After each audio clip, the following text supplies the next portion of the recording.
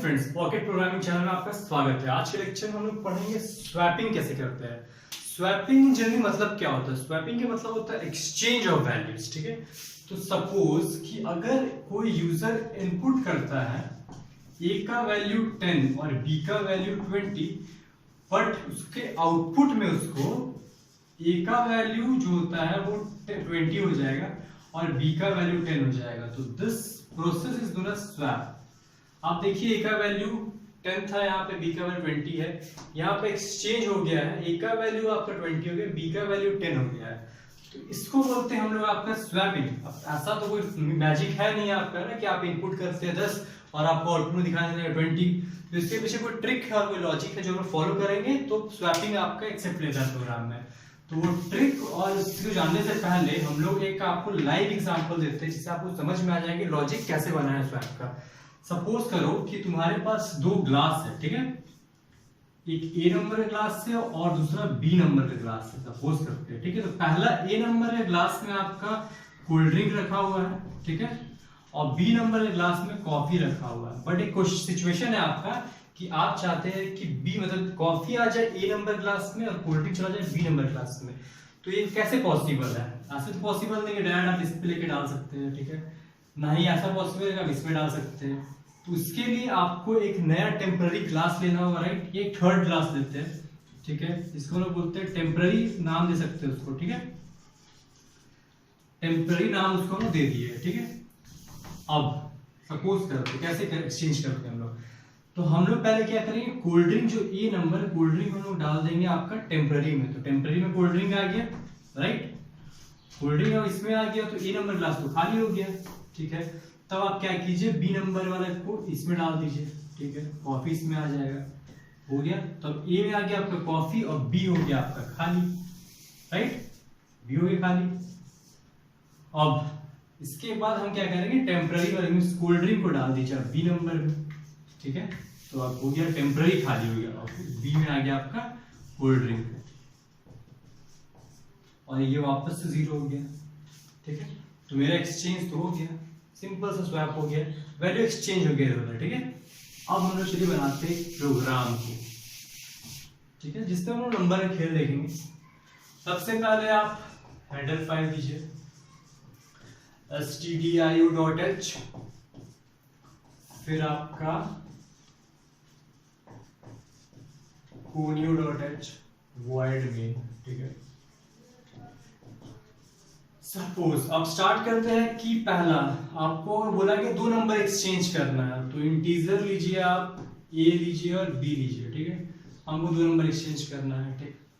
उसके बाद आप यहाँ पे प्रिंटफ स्टेटमेंट लगा सकते हैं, एंटर द वैल्यू ऑफ, ये enter the value message appropriate नहीं लग रहा है, एक अच्छा मैसेज प्रिंट करते हैं कि value before swap of A and B. Value A और बी का स्वैपिंग से पहले क्या है, ठीक है।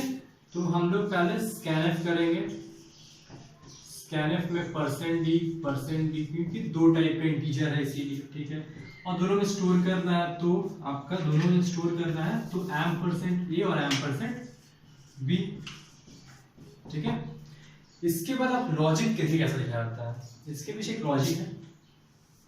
सपोज करते हैं आपके पास दो नंबर है, ठीक है, तो आप तो मान लीजिए कि दो ग्लास था तो आप एक टेम्पररी ग्लास लीजिए, राइट। तो एक और वेरिएबल यहाँ पे ऐड कीजिए आप टेम्पररी नाम से, ठीक है, टेम्पररी को कर दीजिए यहाँ पे टर्मिनेट हो गया, ठीक।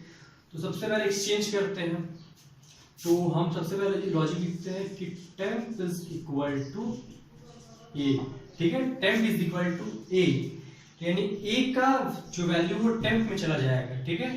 और उसके बाद हम लोग यहाँ पे जब ये तो अब खाली हो गया, ठीक है, अब आप क्या चाहते हैं कि ए का वैल्यू जो बी का वैल्यू उसमें चला जाए, ठीक है, temp भी भरा हुआ है, तो अब आप चाहते हैं कि बी खाली हो गया तो बी में temp चला जाए, ठीक। इसके बाद हम बताएंगे कि आउटपुट में कैसे आपको इस तीनों लॉजिक का मतलब समझ में आता है, ठीक है। उसके बाद आप प्रिंटफ कीजिए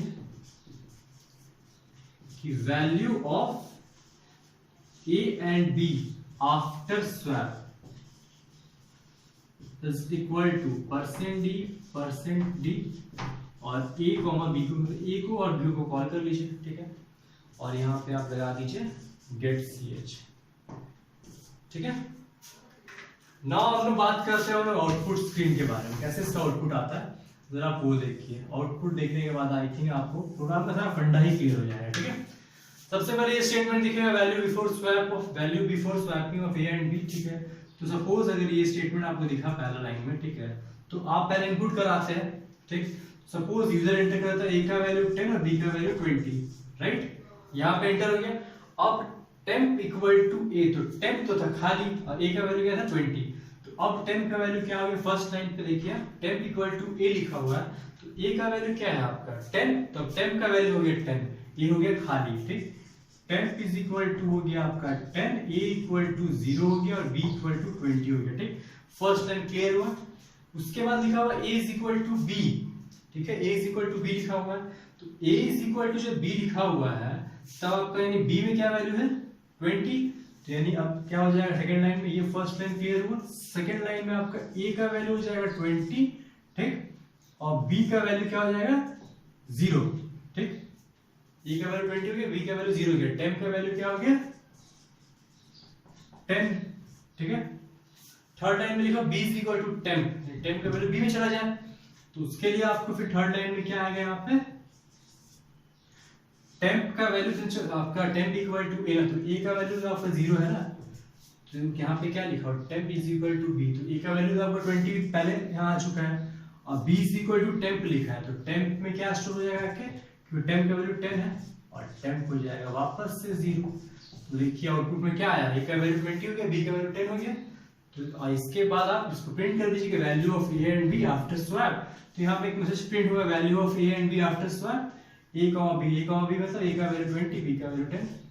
तो दिस इज द बेसिक फंडा टू स्वैपिंग का। तो आई थिंक आप लोग समझ में आ गया होगा।